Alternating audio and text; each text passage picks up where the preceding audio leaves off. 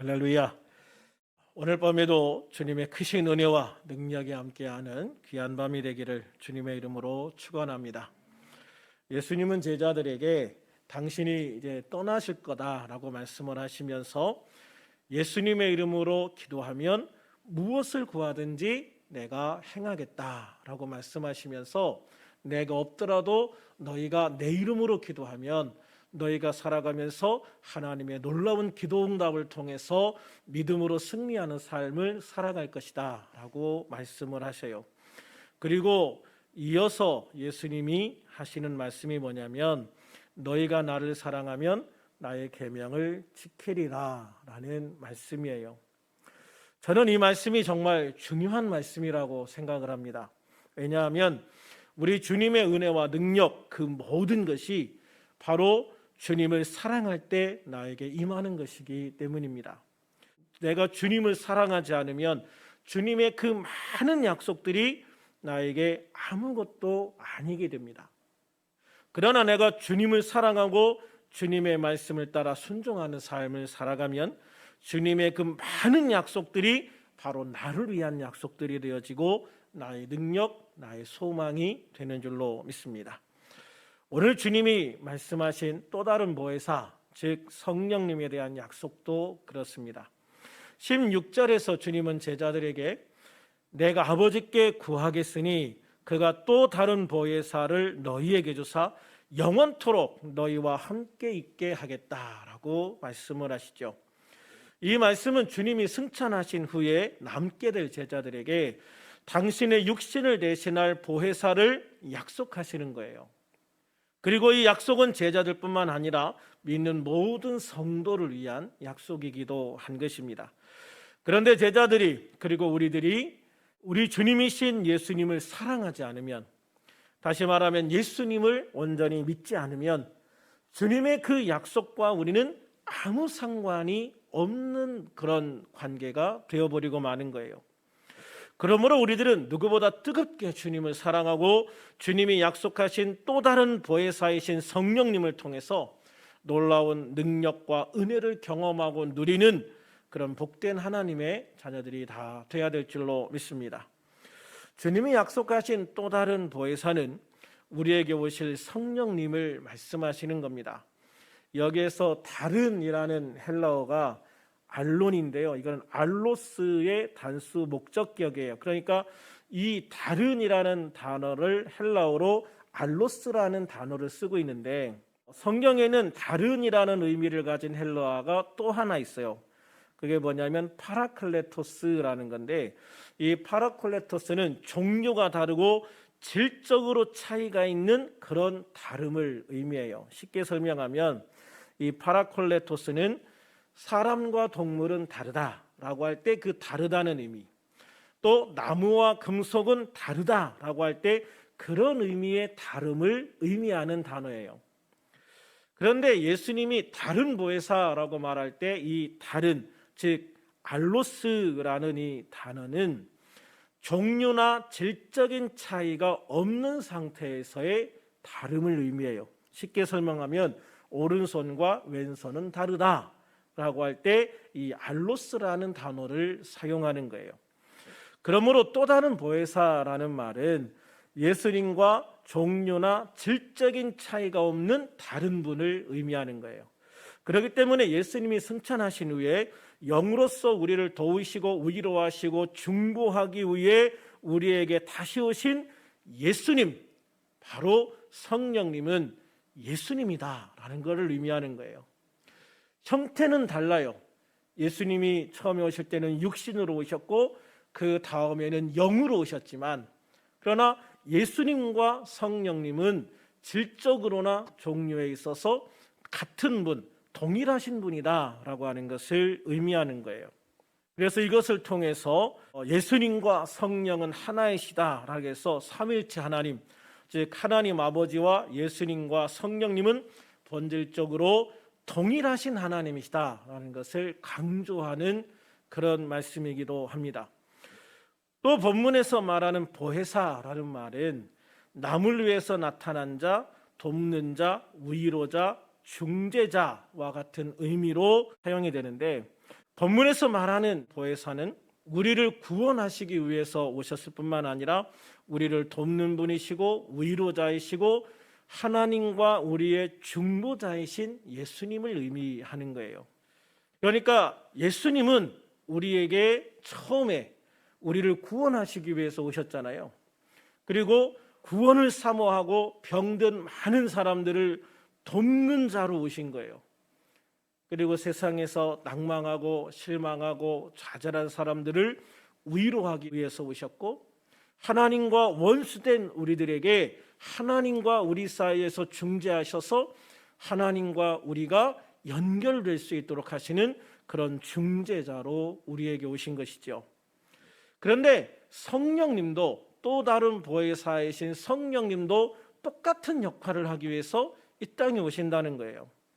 그래서 성령님도 우리를 구원하시기 위해서 이 땅에 오시는 분이시고, 또 우리의 연약함을 도우시고 우리의 상한 심령들을 위로하시고 나와 하나님을 연결하는 그런 중보자, 중재자로 성령께서 이 땅에 오셨다라는 것이죠. 그래서 하시는 역할이나 모든 것들이 예수님과 성령님은 동일하신 분이다. 할렐루야. 그래서 예수님이 영으로 다시 오신 분이 성령님이다라는 것을 말씀하는 거예요. 그러므로 성령님은 예수님과 본질적으로 같은 분이에요. 세상 모든 사람들을 구원하기 위해서 오신 분이고 성도를 도우시고 위로하기 위해서 오신 분이기 때문입니다. 그리고 보혜사라는 헬라어에 중요한 의미가 있는데 이것은 곁에 서서라는 의미예요. 곁에 서서. 즉 예수님은 항상 제자들과 함께 계셨는데 우리에게 오실 성령님도 항상 우리 곁에서 우리와 함께 계시는 분이다라는 말씀이에요. 그러므로 주님은 마태복음 28장 20절에서 내가 세상 끝날까지 너희와 항상 함께 있으리라 라고 하신 약속을 우리에게 오실 성령을 통해서 지키시겠다라고 말씀을 하시는 거죠. 예수님의 육신은 우리를 떠나셨지만 그 예수님이 영으로 우리에게 오셔서 영원히 우리와 함께 하실 것이기 때문입니다.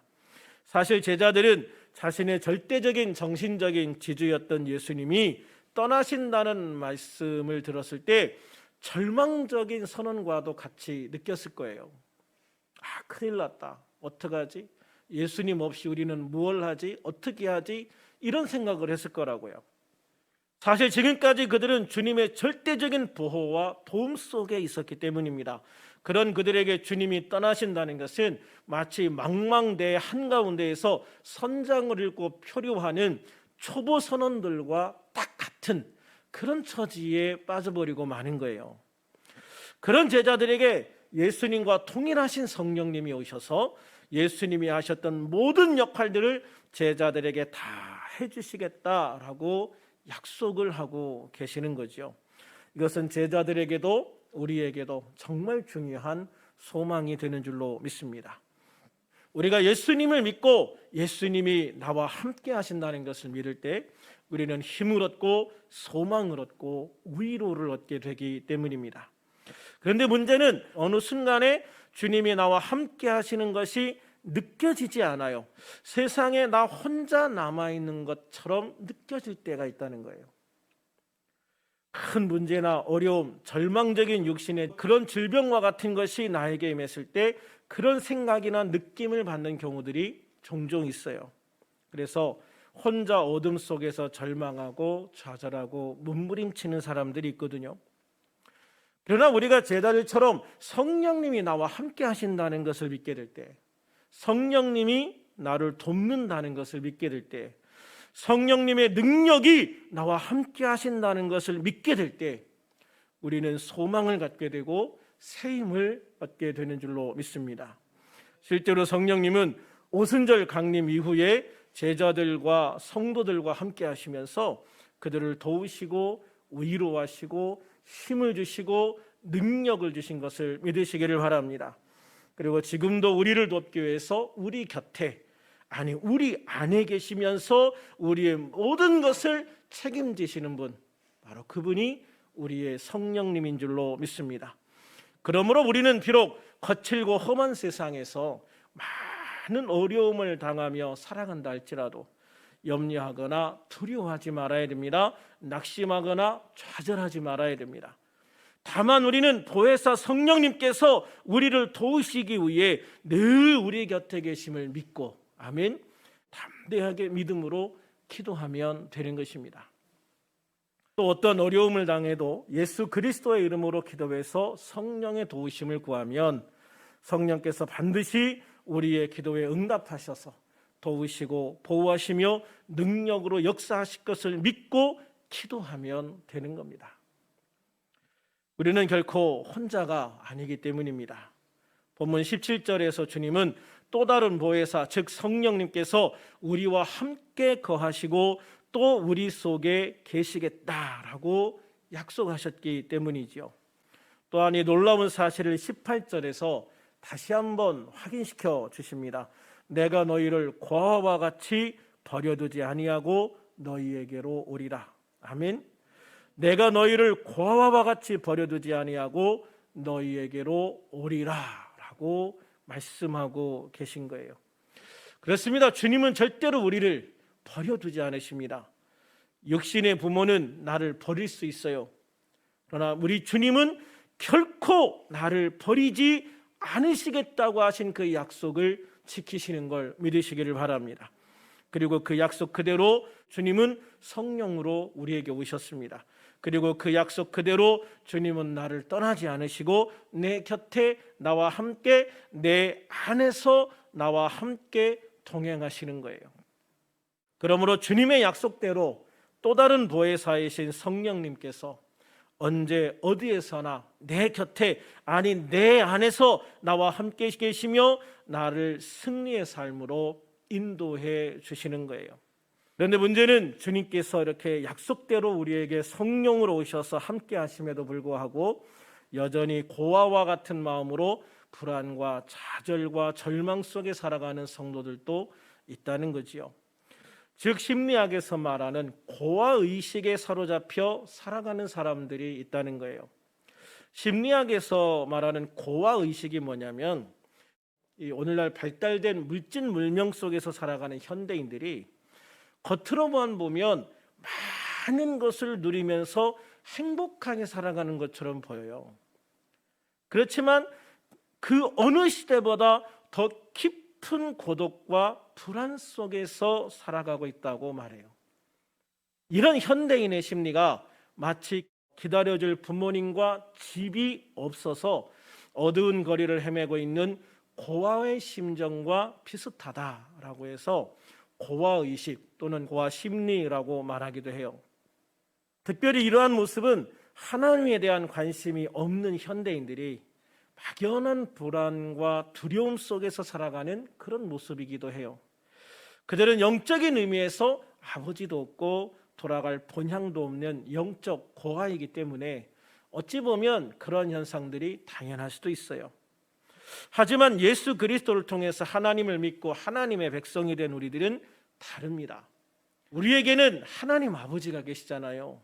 돌아갈 영원한 본향인 천국이 있지 않습니까? 그뿐만 아니라 주님의 약속대로 우리를 고아와 같이 버려두지 않으시고 친히 임재하셔서 영원토록 함께 하시는 주님의 성령이 우리와 함께 하시기 때문입니다. 그런데 이런 성도들이 세상 사람들과 같이 고아의식에 사로잡혀서 나약한 삶을 살아가고 있다면 심각한 영적인 문제가 있는 거예요. 그러므로 우리들은 어떤 경우에도 이런 근거 없는 고아의식에 사로잡혀 살아서는 안 될 줄로 믿습니다. 이사야 41장 10절에서 하나님은 말씀하십니다. 두려워하지 말라, 내가 너와 함께함이라. 놀라지 말라, 나는 내 하나님이 되리라. 내가 너를 굳세게 하리라. 참으로 너를 도와주리라. 참으로 나의 의로운 오른손으로 너를 붙들리라. 할렐루야.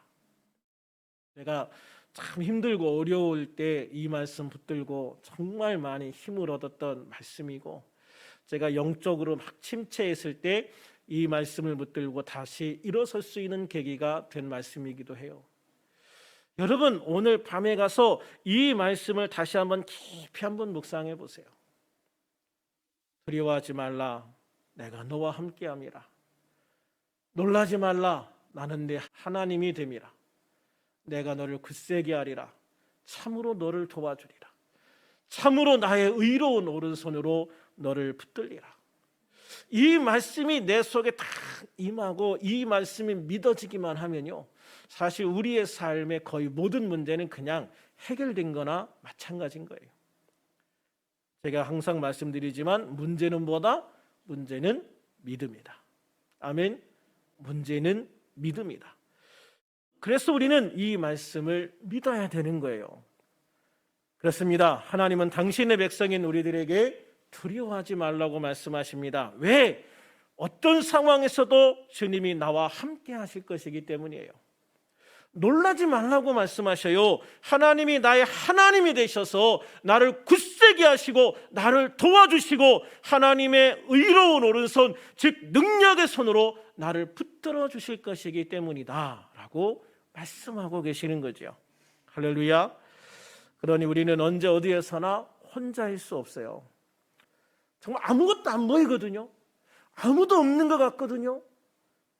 그런데 믿음으로 손을 내밀면 누군가 그 손을 탁 잡아주시는 거예요. 누군가 나를 안아주시는 거예요. 누군가 나를 등 뒤에서 밀어주시는 거예요. 그분이 누구세요? 성령님이시라는 거예요. 그래서 내 손을 잡으신 성령님은 나를 굳세게 하시고 나를 도와주시고 내게 능력 주시는 분이심을 믿으시기를 바랍니다. 그리고 나의 손을 잡으신 주님이 말씀하시는 거예요. 걱정하지 마. 두려워하지 마. 내가 너와 함께 있잖아. 내가 너를 위로해 줄게. 내가 너를 도와줄게. 내가 너를 보호해 줄게. 내가 너를 치료해 줄게. 내가 너에게 능력을 줄게. 내가 너에게 새로운 소망을 줄게. 할렐루야. 그러므로 우리들은 언제 어디에서나 나와 함께 하시는 주님의 성령을 바라보시고 의지하시고 기도하시기를 소망합니다. 예레미야 33장 2절 3절에서 하나님은 이렇게 선포하십니다. 일을 행하시는 여호와, 그것을 만들며 성취하시는 여호와, 그의 이름을 여호와라 하는 이가 이와 같이 이르시되 너는 내게 부르짖으라. 내가 내게 응답하겠고 너는 알지 못하는 크고 은밀한 일을 내게 보이리라. 너는 내게 부르짖으라. 내가 내게 응답하겠고 내가 알지 못하는 크고 은밀한 일을 내게 보이리라. 할렐루야. 그렇습니다. 하나님은 우리에게 놀라운 이 일을 행하시는 하나님이신 걸 믿으시기를 바랍니다. 하나님은 우리에게 필요한 모든 역사들을 만들어 성취하게 하시는 놀라운 하나님이신 걸 믿으시기를 바랍니다. 그런 하나님께서 우리에게 말씀하시는 거예요. 너는 내게 부르짖으라. 너는 내게 부르짖으라. 너는 내게 부르짖으라. 내가 하나님께 부르짖어 기도하면 주님께서 응답하시되 성령 하나님을 통하여 내가 기도한 것보다 더 큰 일로 더 놀라운 것으로 응답해 주시겠다고 약속하고 계시는 거예요. 그러므로 우리가 할 일은 딱 하나입니다. 우리 하나님의 약속을 믿고 우리 예수님의 약속을 믿고 우리 성령 하나님의 역사하심을 믿고 부르짖어 기도하는 것입니다.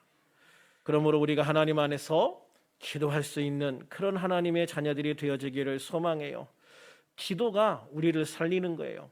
기도가 우리의 능력이고 기도가 우리의 소망인 걸 믿으시기를 바랍니다.